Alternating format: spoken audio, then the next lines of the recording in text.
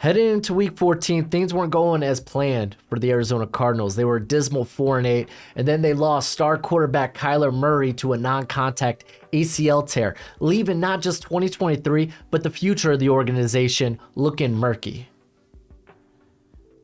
What's crack-a-lackin'? It's your boy Broshmo, just in case you did not know. So we're starting our deep dive series here on the channel where we look at all 32 teams in the National Football League and project how they're going to fare in 2023. We do this in a draft order going from 1st to 32nd because we're going to wrap this sucker up with a 2024 NFL mock draft. And today we start with the Arizona Cardinals. But before that, become a bro and subscribe. Leave this video a thumbs up if you enjoy the content. And then let me know what you think in the comment section below. I love having that nice, beautiful football discourse with y'all. But let's go ahead and get this sucker started by talking about the coaches, because there's a lot of changeover when it comes to what the coaching staff looks like for the Arizona Cardinals, as you got a first-time head coach and you got first-time coordinators. They hired Jonathan Gannon, former DC of the Philadelphia Eagles. He did previously work under Mike Zimmer in Minnesota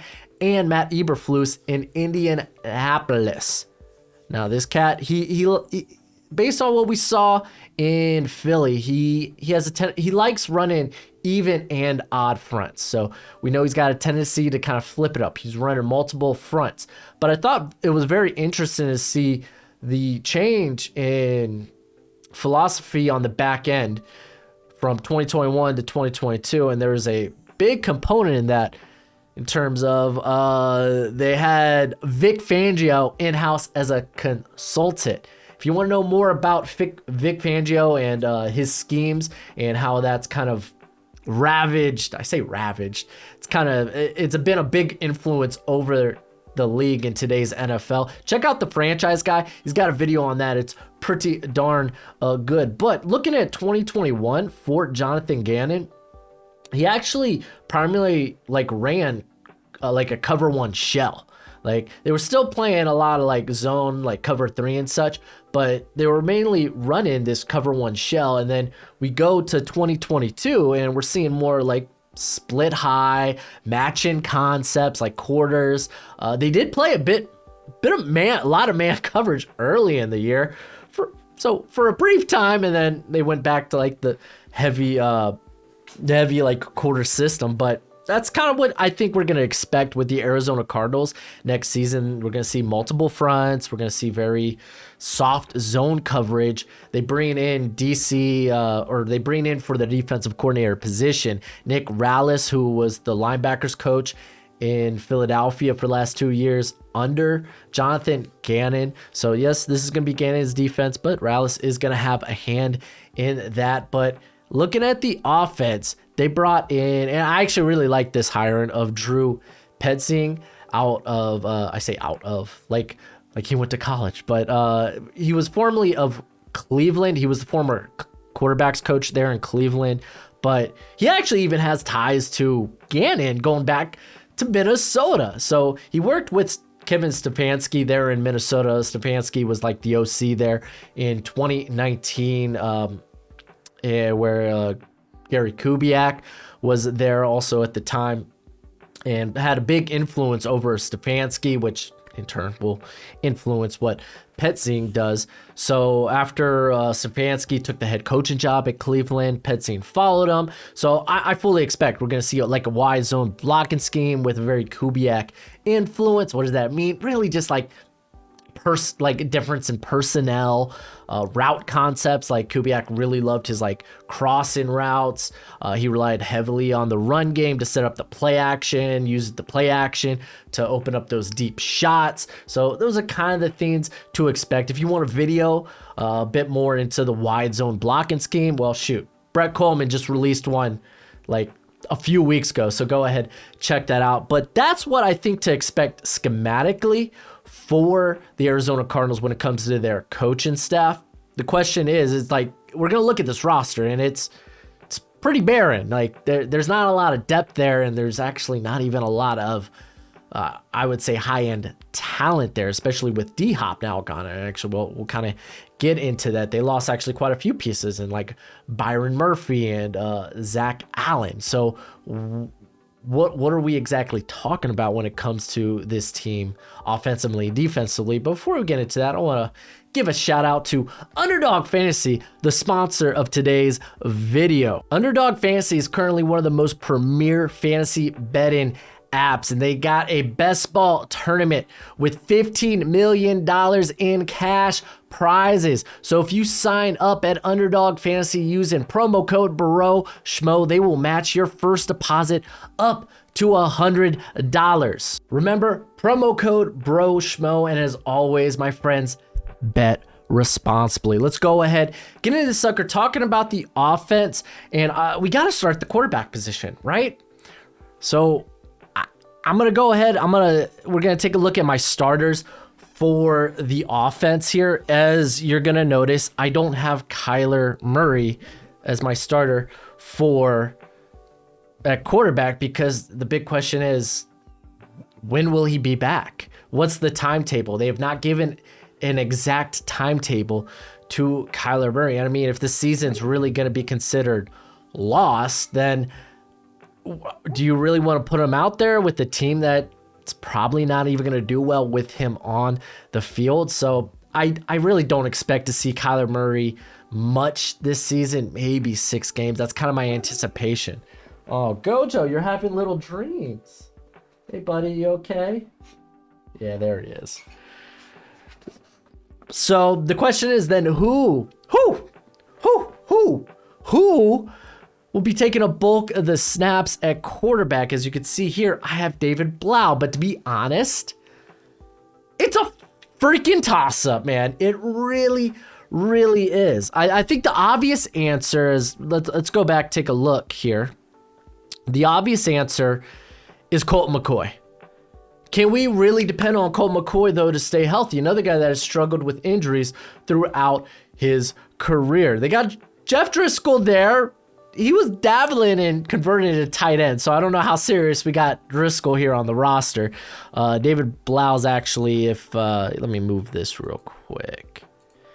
David Blau's actually all the way, they got him listed 5th on the depth chart. I don't believe he will be 5th, though. But again, that's just my theory. I think there's a good chance because he started the end of the season. But I've heard a lot of good things about Clayton Tune. But do you throw a rookie out there to the Wolves? Because let's be honest, this offense isn't, I would say, the most talented. Yeah, let's first start by talking about the offensive line going back here. As you can see, I have Humphreys there at left, and then I have Paris Johnson at right. I honestly believe you moved up to 6. You're going to be putting this guy at tackle. Not eventually, but I think right away. He could end up starting left guard, but I think primarily we're going to see him at right tackle. Josh Jones has been, he's been kind of known to be better on the left side, mainly tackle, but when they struggled with injuries. But I imagine maybe you just put him in at the left guard position instead. Well, I guess you could make a case, Kelvin Beachum, he's the veteran there at right tackle, put Beachum there. I disagree. I think we're going to see Paris Johnson, at least a majority of his rookie season, at right tackle. I think Will Hernandez and DJ Humphreys have their respective positions on lock. I think the real question is Josh Jones. Does he make the move to left guard? Will they have him compete with a left guard? You could even throw, if we're going to, let's go back, take a look at the actual depth chart. I think you could throw Elijah Wilkinson into the mix here, because he actually played fairly solid at left guard last season for the Atlanta Falcons, but he's probably more of a depth move. So I think that it's a bit interesting who will play that left guard spot. And I really expect Paris Johnson to be their right tackle. Center position's a mess. They got someone who I actually liked a few years ago coming out in the draft, but I think he drafted by the Patriots, right? I'm not positive. But Frohold there. as a starting center, and I don't love it. I'm sure probably ideally you want Lecious Smith, who they drafted at Virginia Tech a year before, maybe to challenge for that role. Maybe even John Gaines. I don't know what they see his versatility as, because he was more of like this guard tackle at UCLA. So I don't know where they see him at specifically. Is he a guy that can maybe take snaps under take snaps at center? That's going to be kind of a question there. So I think Froho probably has the starting center job on lock, but I don't feel great about the offensive line. If it could stay healthy, there's things to like about it. Like Beachum is fine, but he's old.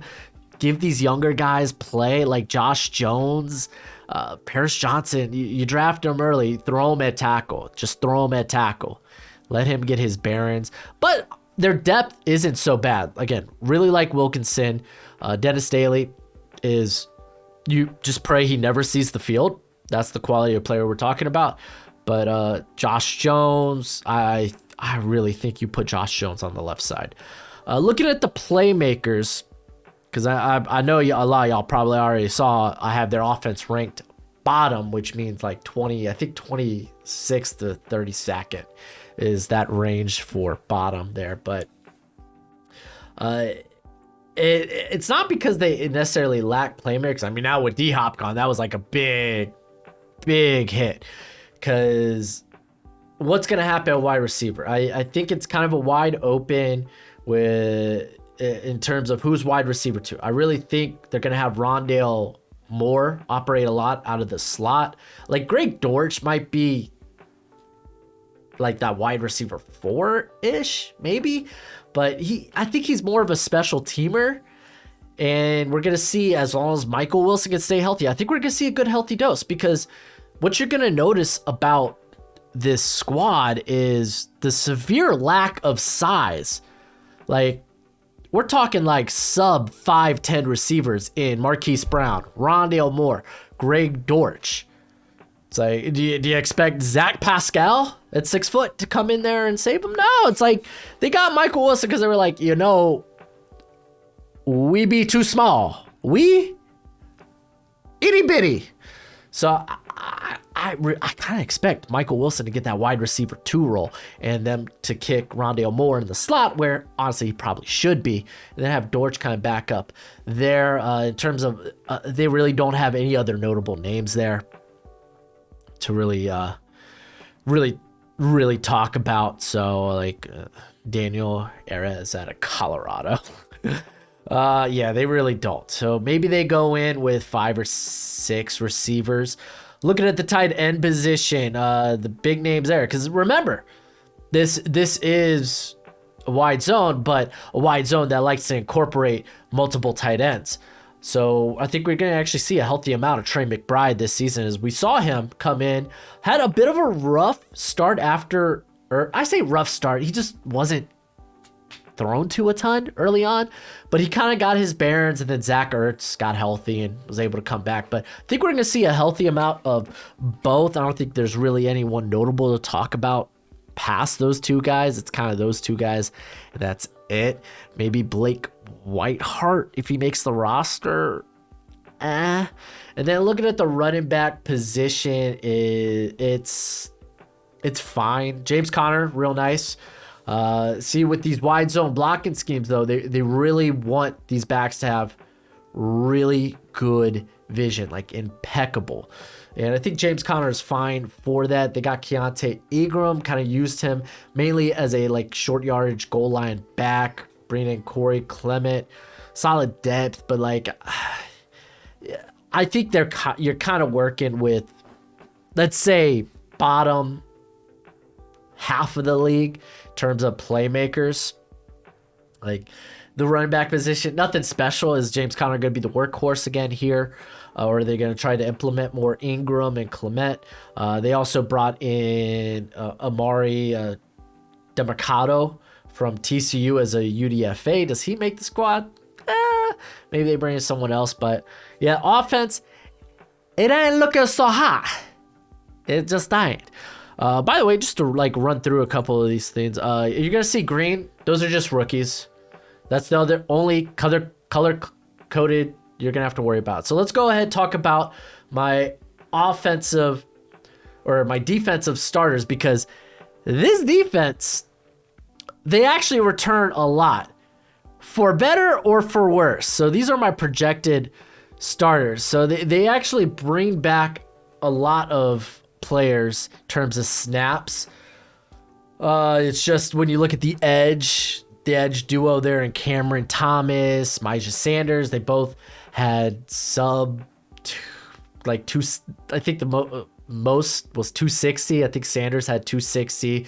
Thomas was right behind him with like 230 something.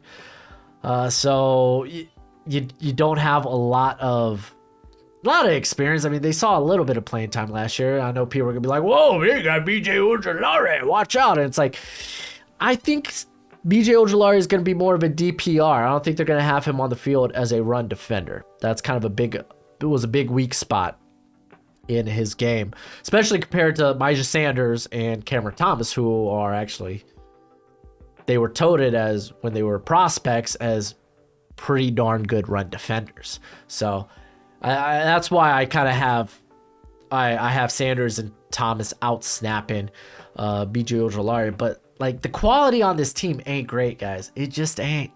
Like, their best players are their two safeties, Jalen Thompson and Budda Baker, who initially did request a trade out of there. So it's going to be interesting. Really, the only new addition they have here that I have listed as a starter is White, coming in from Philly. So played under Gannon last season. So I expect him fully to be the starter. Not like that there's much competition. I think maybe Isaiah Simmons is going to be a big question. Will they just go ahead and use him in the slot like they did last year, kind of figure out, oh yeah, there's the best role for him, or does he get slotted back there at linebacker? Because it's not like the depth at linebacker is that good. I know a lot of people are going to be like mentioning Garrett Williams here when it comes to the cornerback depth, which I think is fair. I think we'll see him eventually. It sounds like he will be able to return he'll be able to participate in training camp. That's when we'll know more. So it's like, that's why I had to at least put a picture there. But still, we're working with a really bad defense. Let's go ahead and take a look specifically at the depth on the defense. As I mean, we look at the middle of this defensive line, they're going to get ran on. This run defense it's bad. Luki Fotu, Rashard Lawrence, since being drafted, they have been very bad players. Not very good. They bring in Jonathan Ledbetter, who's kind of been this journeyman since coming into the league. I want to say he was drafted initially by Miami, but I'm not positive. I know he at least had to stay in Miami. And I mean, looking at even at the depth they have there, AJ Collier. I'm gonna be honest, like Carlos Watkins is the only one that gives me a little like, oh, look at that, a solid player. More of a rotation guy, but a solid player. Like, they probably boast one of the worst defensive interiors in the NFL. They bring in Jacob Slade, who undersized but big motor guy. They're out of Michigan State as a UDFA. Dante Stills was another high motor guy there at West Virginia, offered more size than his brother did. But still, we're not talking about like a high-end athlete here. So it looks grim. You look at the edge position, Myjah Sanders, Cameron Thomas. We look at BJ Ojulari, who phenomenal. I think he's going to get after the passer. It's just he might be on the field for like 300 to 400 snaps this season. Like, I don't think he's going to eclipse 500 snaps. Could be wrong though. They have Victor Dimukeje, who at a Duke a couple of years ago. So you're talking about rookies or players that are still on their rookie deals. Jesse Laketta there too.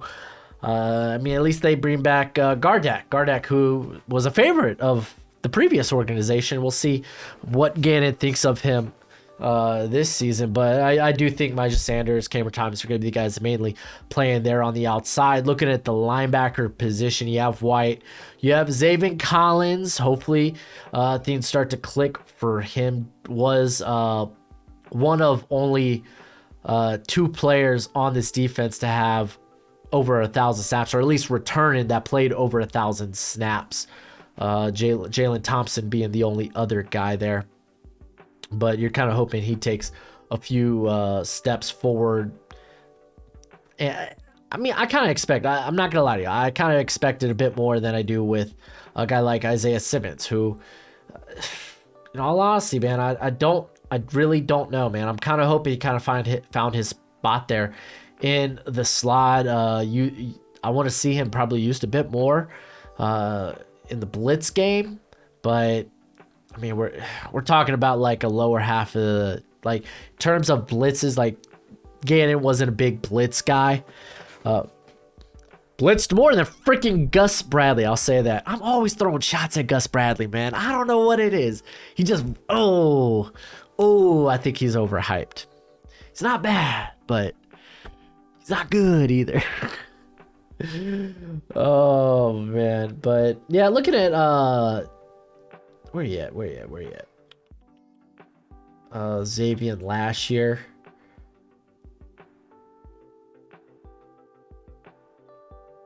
Oh, there we go. Yeah, man. Like, things are still coming together for him.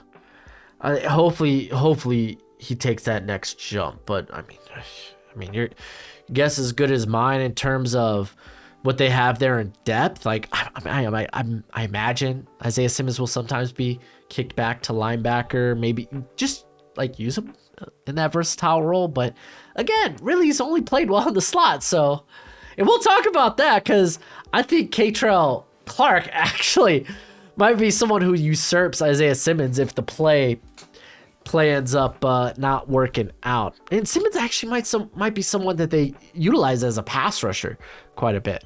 So I don't know. We'll see. Owen Popo, they drafted out of Auburn. He's undersized. He needs to still develop his body. I don't think he's ready to play. I think you're just asking for trouble. You have Chris Barnes, basically a send-off from Green Bay at this point. He is lower depth, I would say. So it's like you're not looking good particularly here. You're just not. I just don't think the quality is there at linebacker. This is why I think the run defense is going to be terrible. Like, I think White's going to be good though. Looking at the secondary, still one of the worst cornerback rooms I think in football. Antonio Hamilton is a very fine depth guy, but if he is your starter, I think it is a no-go. I think you're in trouble. I think he's just better depth. He's a better cornerback 3, cornerback 4. You got Marco Wilson. I know a lot of people talk about the upside, the potential. Last year, 7 pass breakups, 3 interceptions, did allow 4 tutties and over 500 yards. But someone you're hoping maybe takes that next step to being a very competent starting cornerback in the NFL.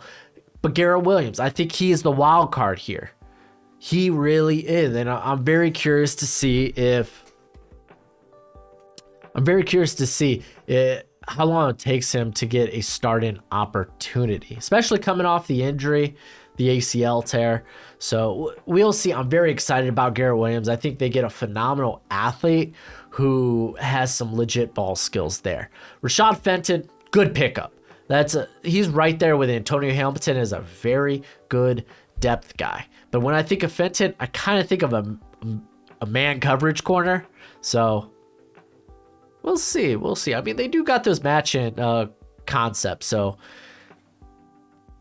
eventually, after 10 yards, it becomes, I guess, man coverage. The rest of the depth, I don't think really is that important. Chris Boyd right here, they get a decent special teamer. Christian Matthews, 7th round pick from the last organization. He did see, actually, I think a few snaps last year. Yeah, he had over 200 and nothing to write home about, but I'm kind of interested to see more. Pretty confident. Matthews was the guy with size, 6'2", almost 200 pounds at a V State, because I can't pronounce words. But really, we're talking about the safeties here. And I really think Budda Baker, like, you remember how hot everyone was about, especially in the playoffs with Chauncey Gardner-Johnson's play. Budda Baker in that role is going to be freaking nutty. He really is. Coming downhill, attacking, getting involved in the action. You have a guy like Jalen Thompson who has that center fielder range if you want to use him as such. But, like, yeah, we're talking about a really, really good safety duo here in Thompson and Baker. The unfortunate part is Budda Baker is he in the cards? He is in the cards right now, but is he in the cards for the future going forward? That's kind of like the biggest question I would have here. Has to be traded. You kind of know you're in a rebuild. Like, we'll talk about the schedule in a second, but you know you're in a rebuild. Do you want to maybe just free yourself of that contract as you continue to rebuild? That's going to be an interesting question. Really, no one notable to really talk about in terms of depth there at safety. Juju Hughes out of Fresno State a year ago.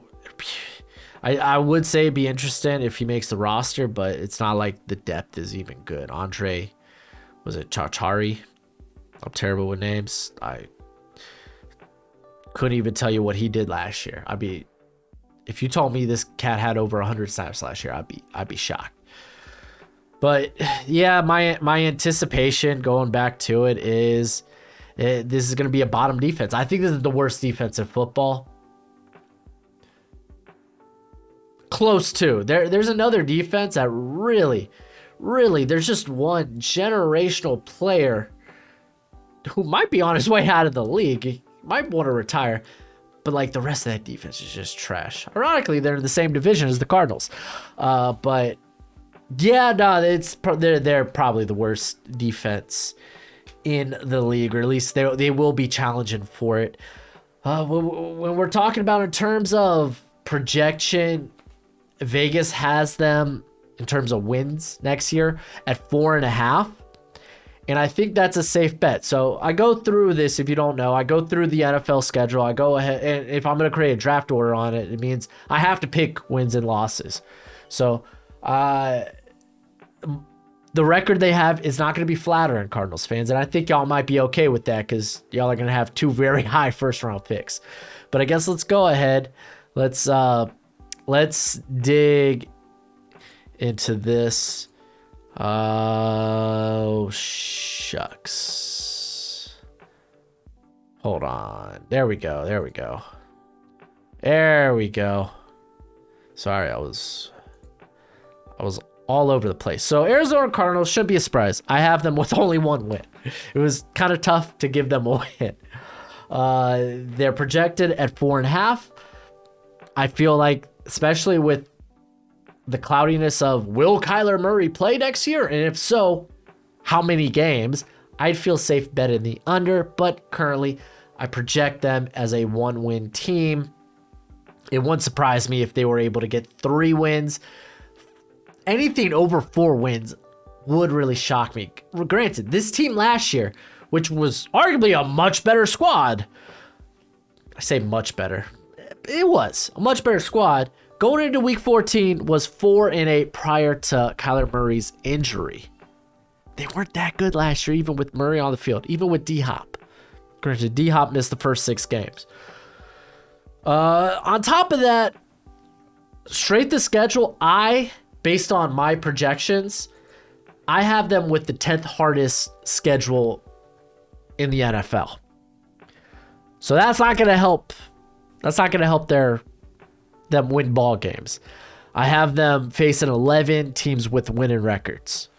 If you couldn't tell there. Their strength of schedule I have at 522. So let's go ahead and actually go through the game by game. As they open the year with the NFC East, or the least of the NFC East. Basically, not the Eagles. But they open against Washington, and knowing Kyler Murray ain't gonna be he's not gonna start that game. You gotta go with Washington, right? I feel like if anything, out of these technically first four, but these first three games against the NFC East, Washington's definitely the most winnable game. But now they're going to be facing an Eric Bieniemy with something to prove, and a Sam Howell who I think will pay very good dividends because of that. And in all, just a much better squad. The Giants, the Cowboys, I just think those are better teams than the Cardinals. Then you face the Niners twice this season, by the way, because that's how division play works. But Niners, I find it hard to believe that the Cardinals will be able to pick up a win, especially early in the year against the Niners. They get the Bengals, so again, like, not an easy 2-week stretch right there. Then you go into division play back to back on the road against the Rams, against the Seahawks. Rams, I don't expect the Rams to be that good of a team either, but if they could stay healthy, I think they're a better team than the Cardinals, especially without Murray. The kind of question is, when does Murray come back? Again, that kind of really complicates things here. They get Baltimore, they get the Browns, you get Atlanta.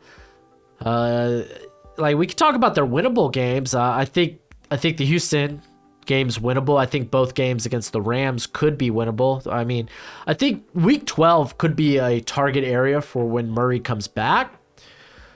Or maybe they just have him come back after the bye and finish the season, like the last 4 games of the season. But like the Bears technically could be a winnable game, like, because that defense, or at least that defensive front seven's pretty bad. But yeah, I mean, you have to face the NFC East. They're not bad anymore. You have to face the AFC North. That's one of the toughest divisions in football. And then you have to face the Niners and the Seahawks twice a year. Like, that's just not great. That's a rough patch. So it's kind of easy to come to that conclusion of 1-6.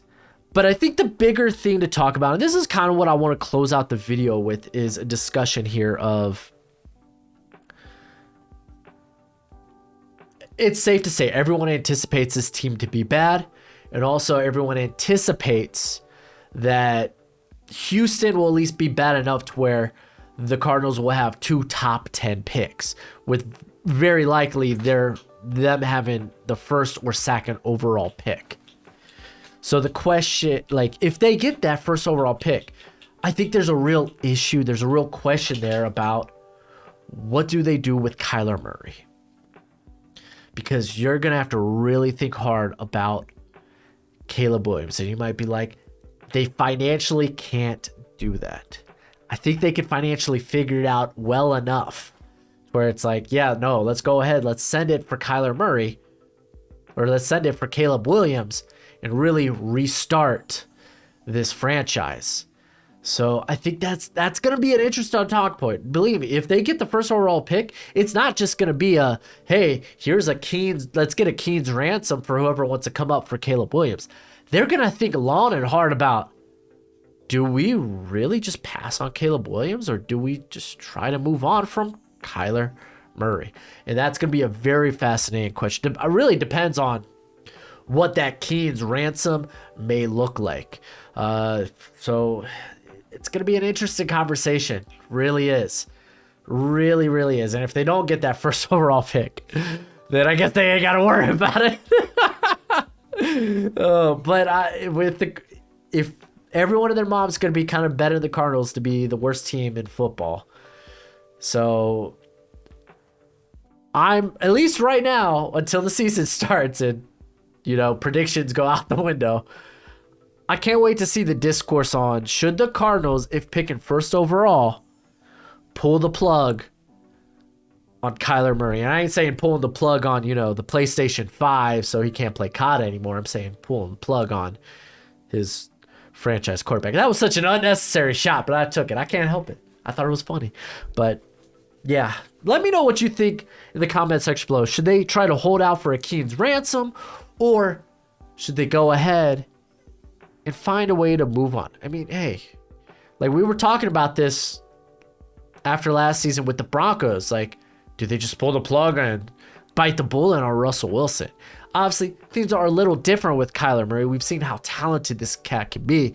Like, I think he is constantly a top 12, top 10 quarterback in the league. I mean, I think his legs just make him that type of threat. But are we willing to pass on Caleb Williams, get him on a rookie deal, and just be like, okay, yeah, we'll eat whatever cap we really have to just to move Kyler Murray and still probably get a really good return for that? That's going to be an interesting question, but that's it for the video. Go ahead, do the YouTube thing, and as always, until next time, you be easy, my friends. Later.